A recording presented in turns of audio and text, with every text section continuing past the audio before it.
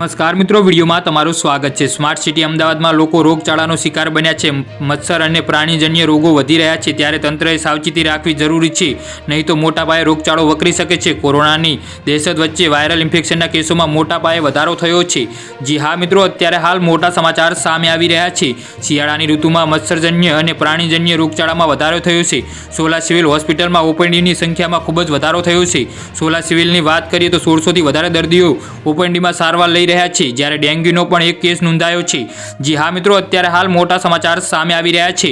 Viral ઇન્ફેક્શનના 1292 જેટલા case નોંધાયા છે, જ્યારે ઝાડા ડાયરિયાના 15 કેસો નોંધાયા છે। ડ્રાયફોડના પણ 4 કેસ નોંધાયા છે। અમદાવાદ શહેરમાં અત્યારે બેવડી ઋતુ ચાલી રહી છે, જેના લીધે લોકો બીમાર પડવાના કેસો વધી રહ્યા છે। વાયરલ ઇન્ફેક્શનના કેસમાં ધરખમ વધારો થયો છે।